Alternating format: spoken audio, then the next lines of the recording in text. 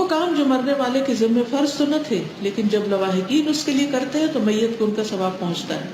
ایسے اعمال درج ذیل ہیں. میت کے لیے بخشش کی دعا کرنا. سیدنا ابو ہریرہ بیان کرتے ہیں کہ میں نے رسول اللہ صلی اللہ علیہ وسلم کو فرماتے ہوئے سنا، جب تم کسی میت کا جنازہ پڑھو تو اس کے لیے اخلاص سے دعا کیا کرو، ایسے جیسے کوئی اپنے لیے کرتا ہے، تڑپ کے.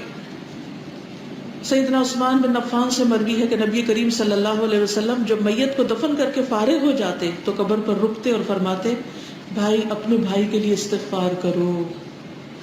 تو ہم سب کو بھی مرنے والے کے لیے استغفار کرنی چاہیے، اس کو فائدہ ہوتا ہے. میت کی بخشش کی دعائیں الگ کارڈ پر، کاغذوں وغیرہ پر دستیاب ہوتی ہیں. اگر زبانی یاد نہ ہو تو دیکھ کے پڑھی جا سکتی ہیں. میت کی طرف سے صدقہ کرنا.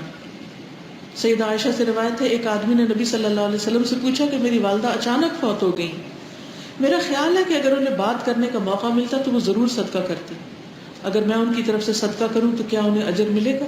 آپ نے فرمایا ہاں. سیدنا سعد بن عبادہ کہتے ہیں، میں نے کہا اے اللہ کے رسول، میری والدہ فوت ہو گئی تو کیا میں ان کی طرف سے صدقہ کروں؟ آپ نے فرمایا ہاں. میں نے عرض کیا کون سا صدقہ افضل ہے؟ آپ نے فرمایا پانی پلانا.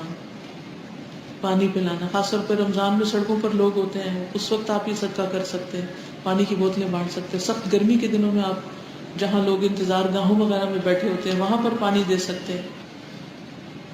جہاں بہت سارے لوگ اکٹھے ہو، جیسے آج کی یہ مجلس ہے، ایسے میں آپ پانی پلا سکتے ہیں.